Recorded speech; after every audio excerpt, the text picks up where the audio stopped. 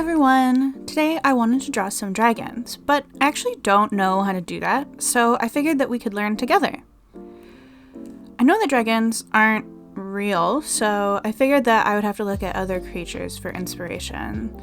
So I'm thinking dragons, right? So what do dragons look like? They should be writable. The thing that I'm planning, I have a project that I'm stewing on that involves dragons and people riding them. So they will need to be writable. So maybe a horse body would be a good idea.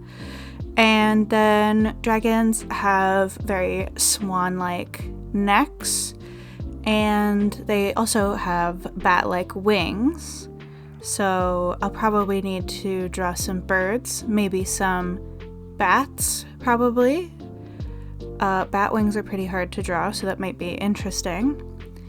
And then for the legs, I think the way that lizards stand, having lizard legs would put them really close to the ground. So maybe a dog, sort of standard mammal leg rather than a horse, so they don't look too much like horses. And then a dragon's head is kind of lizard shaped, so lots of lizards. I figure that if I just learn how to draw all of these things, then drawing dragons probably won't be that hard. I hope. That's the plan anyway. So, starting off strong, horses are actually so hard to draw. I don't know if you've ever tried to draw one, but they're very, very difficult. And the first horse that I've drawn here he's very unfortunate. I don't know what happened. It's kind of weird and long and thin, and honestly, I spent some time laughing at it after I had finished drawing it. The other ones aren't so bad, though. I think I kind of got it together after I got out that first awkward drawing of the day.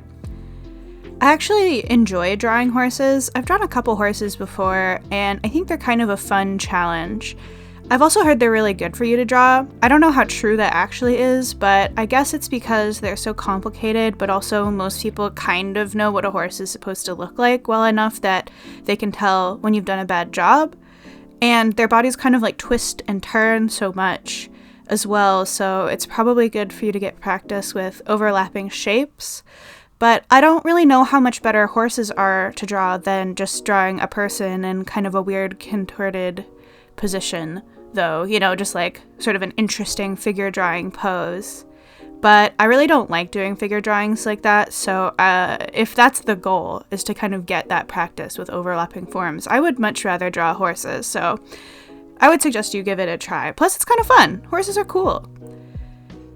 Anyway, I think the last horse I drew actually turned out really well. I don't know about you, but I think that by this point I was kind of starting to get the hang of horses. I feel like the pose has good energy and its mane looks pretty good too, which is something I struggle with. I'm not very good at drawing long hair, and I try to avoid it as much as possible because I don't really know what I'm doing.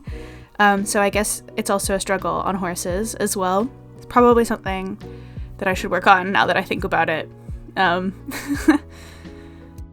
But next is birds. At first, I was planning to just draw a bunch of swans, but while I was looking at references of swans, I saw this one picture of a peacock, and I was kind of oh, wait, hold on, that's way better. I think that swan necks are actually maybe too spindly for most dragons, at least in my head and kind of the vision I have for the types of dragons that I want to draw, but a peacock kind of looked perfect. So I do draw a couple of swans. They're pretty easy to draw compared to horses, or at least their necks are. I didn't really draw it here, but their necks are super flexible and can kind of reach over backwards behind them, which I do think would be cool for a dragon to be able to do, but also they may just end up kind of looking a bit silly. I also really enjoyed drawing the peacocks. The first one I drew did not work out at all. It looks super goofy, but I think that's because I started really impulsively and I didn't actually give myself enough time to really analyze what I was looking at. I have a tendency to rush into drawings, and I think it's actually a big problem of mine. If you're trying to learn how to draw something and really copy a reference, it's important to give yourself enough time to see what you're actually drawing from the reference. Otherwise, you kind of end up guessing and just doing whatever, and then the drawing doesn't end up looking anything like the reference that you were trying to learn from. And the whole point of these studies is to learn how to draw the animal that I'm actually looking at and not just kind of what I think maybe perhaps it would look like. So it's just kind of like no good. I also learned that there are different kinds of peafowl while I was drawing these guys. I didn't know that. I kind of just thought that there were peacocks and like that was it. They just looked like that. But there's actually all kinds of them. There's like Indian peafowl and green peafowl and Congo peafowl and like a bunch of others. And it's just like crazy to me that I didn't know that.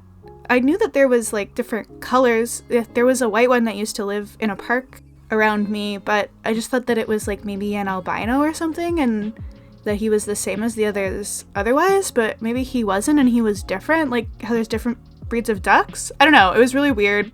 I kind of like freaked me out for some reason that I didn't know that, but I suppose you learn something new every day. Anyway, after learning all of that about peacocks, I moved on to trying to figure out bat wings. I know that bat wings are like technically the bat's hand and fingers. The little claw on the end of a bat's wing is its thumb, and then the other supporting structures in the wing are actually really long, scary fingers. But I also understand the way they fold, like to look at them. But when it comes to drawing them, that's a whole other battle. I think that like maybe instead of saying you should draw horses, you should learn how to draw bat wings, because these are really hard to draw. I still don't know how to draw them, and I drew like 9 of them. They're so like peculiar and strange. I'm kind of like moving my arms around, like as if you can see, but like bat wings are so bizarre. And I think probably I really should have just taken my own advice here and really focused on drawing what I can see when I was drawing these wings. I think I was kind of rushing myself a lot here because I didn't actually really want to be drawing them, and I ended up making a lot of assumptions while drawing them about how they must look, especially with the membrane and how it would connect in between the fingers and the lengths of each of the fingers as well. So I guess rushing is kind of like a bit of a bad habit of mine. I think that I really need to learn to like chill out and be at peace with the process when I'm drawing, because there really isn't any point of rushing things to the end, because all you end up doing is just introducing more mistakes if you don't take your time and really absorb yourself in the process of making art. I also tried out drawing some wings the way that they would probably sit on a dragon when the dragon has them folded here, but I don't know how successful I was.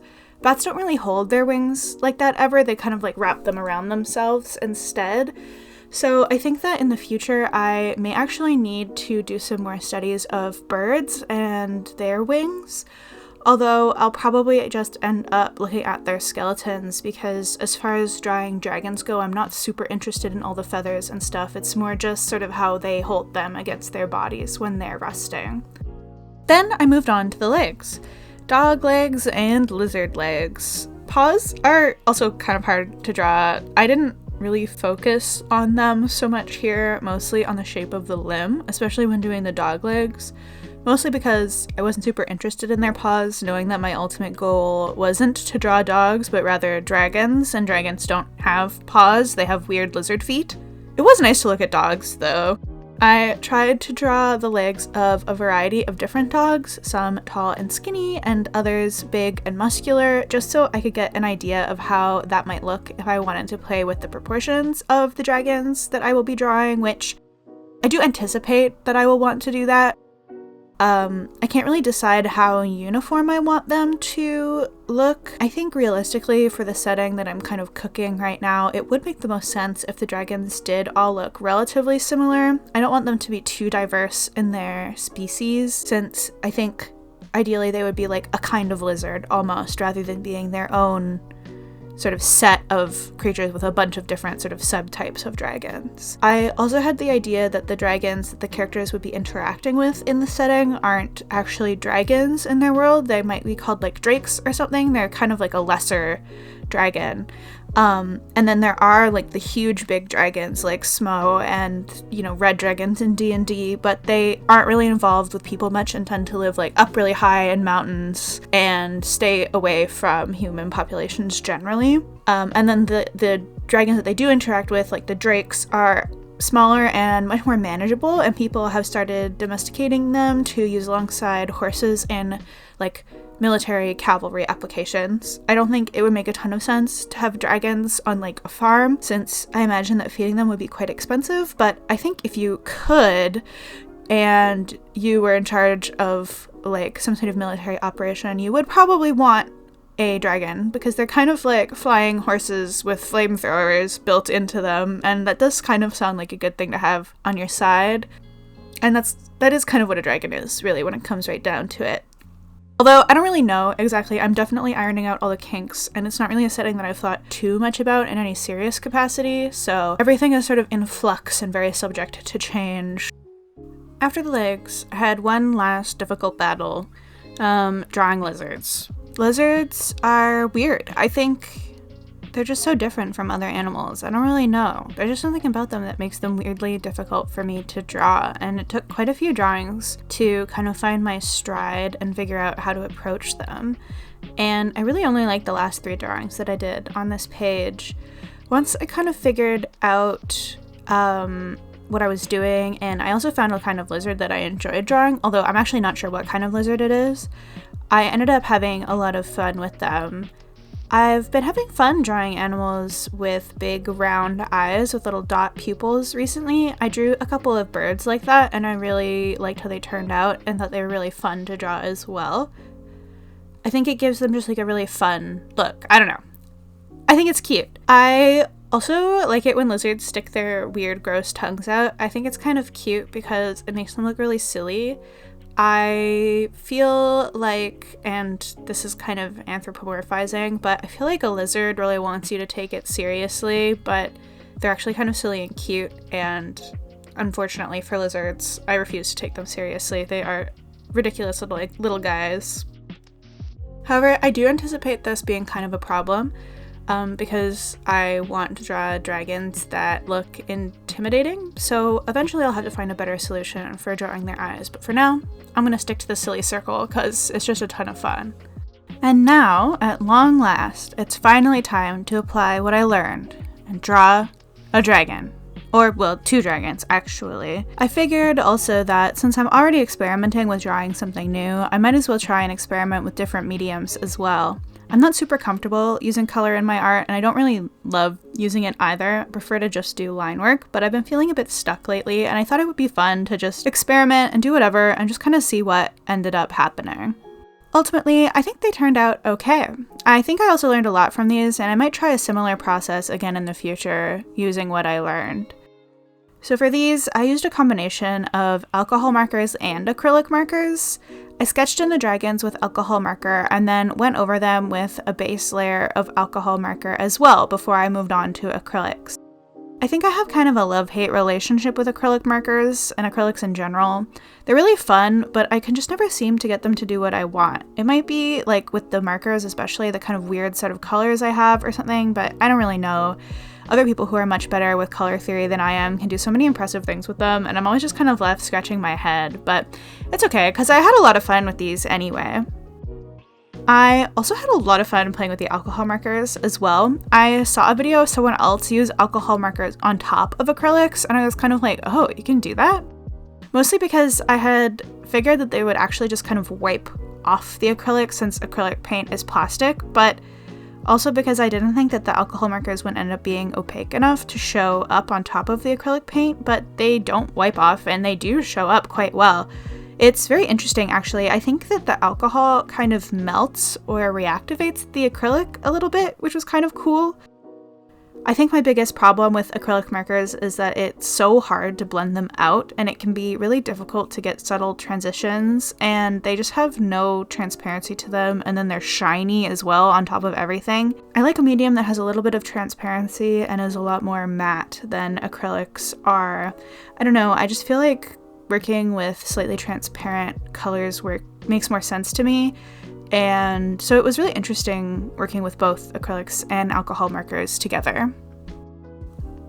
I don't know if I was completely successful at drawing dragons. I think that these are a lot better than they would have been if I hadn't done all of those studies first. And I also had a lot of fun and ended up pushing myself out of my comfort zone with these drawings, which is probably the most important thing here.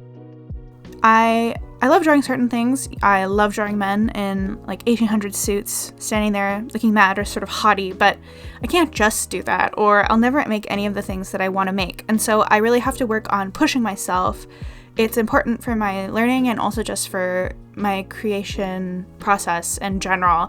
And this was really fun. It was a very low pressure way for me to push myself out of my comfort zone. I don't really draw animals ever. I certainly don't draw dragons. And combining that with mediums I also don't usually gravitate towards just kind of made the whole process feel very like foreign and different. And I was really able to just like play. And I think that when you're creating and that process kind of becomes play, it's like a really important state to be in and is a really important place to be for learning and growing as an artist. So I'm pretty happy that I was able to just kind of play and mess around in my sketchbook, and I do think that these dragons look pretty cool ultimately. Next time though, I think I will just go back to drawing with pencil and ink when I draw dragons again. I have some thoughts on how I would like to execute that, so maybe one of my shorts this week will be some more dragon drawings. I'm not totally sure. I have a couple things up my sleeve. Anyway, I hope you really enjoyed this video. I had a lot of fun making it. If you made it to the end here, thank you very much. I really appreciate you watching. Let me know in the comments which of the animals I drew was your favorite. But until next time, bye!